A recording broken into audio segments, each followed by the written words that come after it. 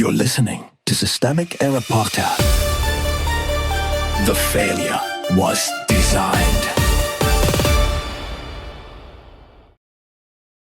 Trump loves the poorly educated dot, and America's IQ decline explains why, based on an article by Sabrina Haw. The stupid voter's story is doing cleanup for power, what the source actually says. The piece argues that Americans are getting less cognitively sharp, points to falling test scores and IQ measures, blames phones, social media, noise, and overstimulation, and then folds all of that into Trump's political rise.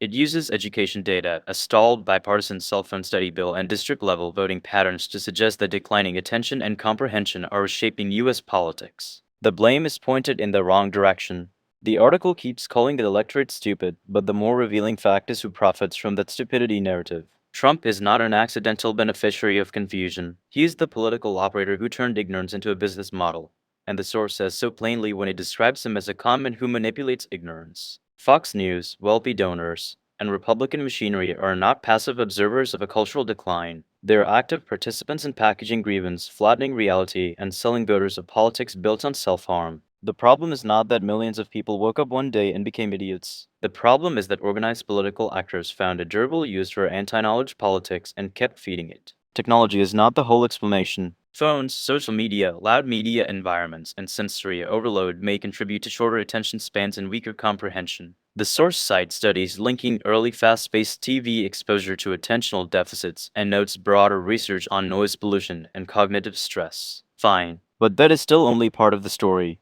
The more important question is who built the incentives that reward constant stimulation, emotional overload, and dumbed-down spectacle. That is not a natural force. It is a political economy. The article gestures at this and then retreats into a hand-wringing cultural diagnosis, as if the nation were merely drifting towards stupidity instead of being managed into distraction by institutions that monetize it. Education is where the damage becomes political. The source is right that education matters. It notes that the most educated congressional districts vote heavily Democratic while the least educated districts lean Republican, and it points out that Democrats deliver concrete benefits like jobs, infrastructure, broadband, healthcare, and safety regulation. That matters.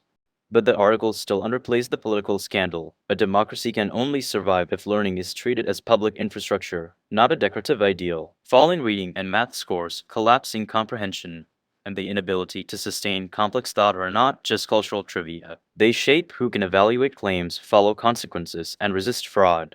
Democrats cannot just be the party of better outcomes while leaving the information environment to rot. If the coalition against authoritarian politics wants to win, it has to fight over literacy, media power, and civic capacity as aggressively as it fights over wages and infrastructure. Otherwise, the party keeps delivering material gains while the country gets trained to ignore them. The useful lie is that this is confusion. The source's sharpest instinct is its recognition that Trump thrives by exploiting ignorance. That is the real pattern. Authoritarian politics does not need a fully informed public. It needs a public too overloaded, undereducated, or demoralized to trace cause and effect.